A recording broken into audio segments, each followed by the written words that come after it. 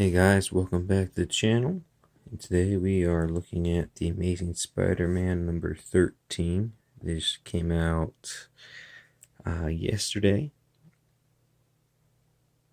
January 16th of 2019, and I gotta say, I really like this comic.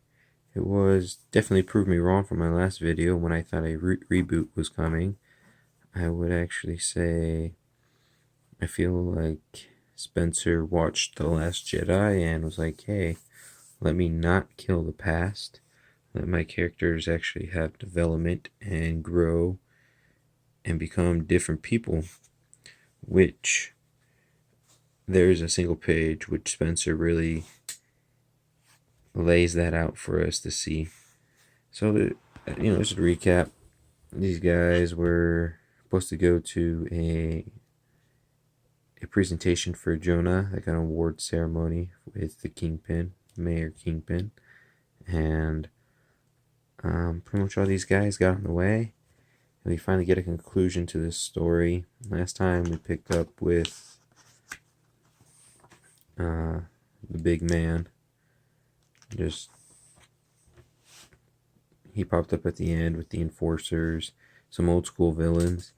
And what I really did like about this issue is that it gave backstory to the big man and the enforcers, and it's really a tragic story, honestly. The big man ends up being, if you guys don't know, I did not know this, very old villain, I would assume, that Spencer brought back, was a reporter for Jonah way back in the day, and he almost revealed that Peter was Spider-Man.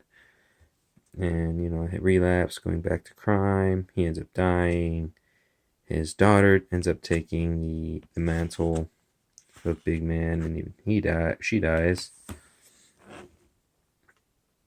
And basically what happens is that it's the son of this guy. He makes like a giant robotic version of Big Man, and he wants Jonah to kill Spider-Man, and Jonah's like, I'm the real reason why your father's dead. I'm the one that pushed him over the bridge because I wanted him to focus on his work, and caused him to relapse being a criminal. The dude doesn't want to accept that as true, so he's like, hey, I'm just going to kill both of you and call it a day. So, Jonah tries to save everyone with the spider slayers that he still has control of. He ends up catching a bullet in his right shoulder.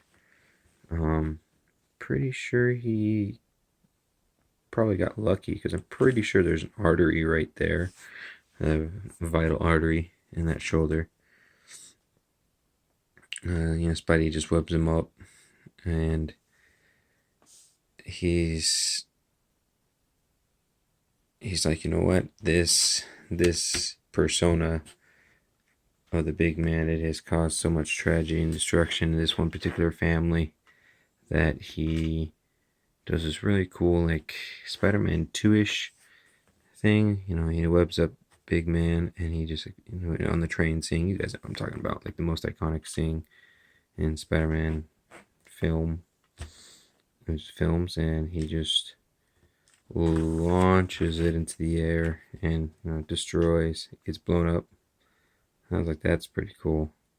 Finally Spider-Man doing something really epic, because this last couple of issues have been very narrative driven, which is fine. But kind of like I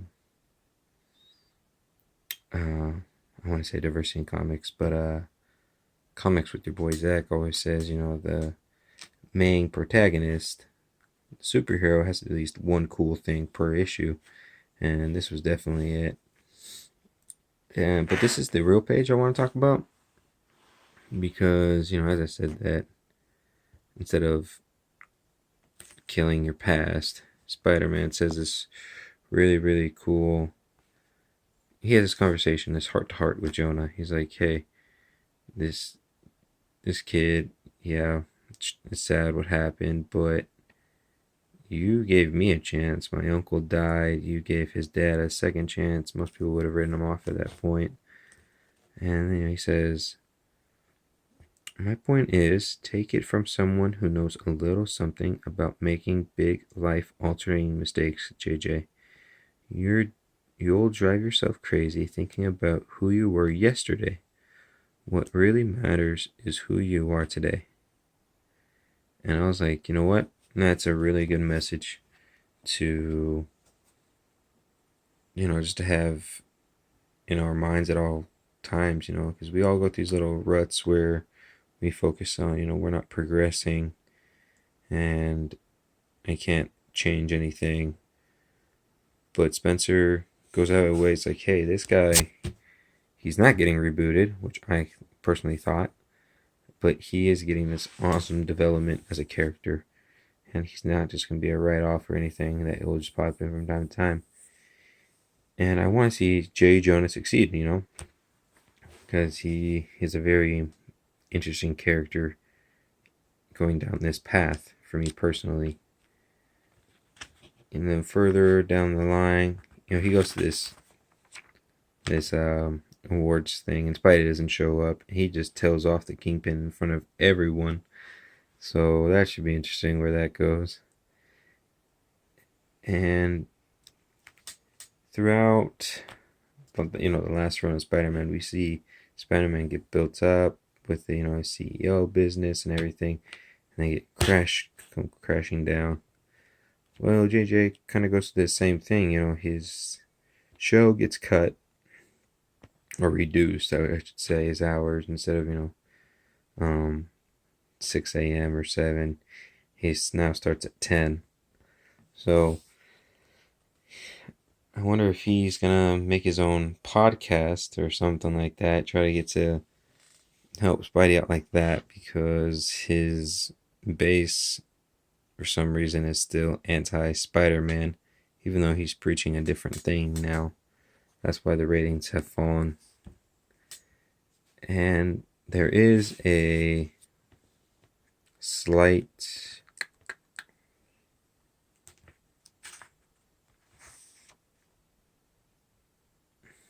I'm not sure where he's gonna go with these two.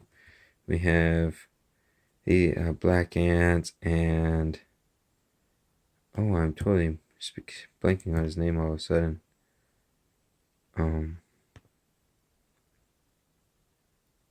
totally blanking on his name, but you guys know who he is. You guys know his story from Secret Empire, and then how he's been involved at the very beginning of this current run. Taskmaster, there you go, that's what it is. And they catch Scorpion. He's like gonna call, kind of funny conversation there with I would say it was some girlfriend or wife, I'm not sure. And Scorpion's like, okay, you want trouble, you're messing with the wrong guy. And Taskmaster just takes out a gun and just boop and shoots him in the head like a taser. He wakes up in a cell, and we end up with the Vulture and some other Spider-Man villains here in a cage, and they're just going to hunt you down regardless. So I'm wondering if they're going to make their own version of the Sinister Six. So we got 5. We're maybe waiting for another one. I'm not really sure how this is going to happen. I've seen him a couple times. These two I haven't seen before. I don't know who they are. So it should be really interesting where this goes.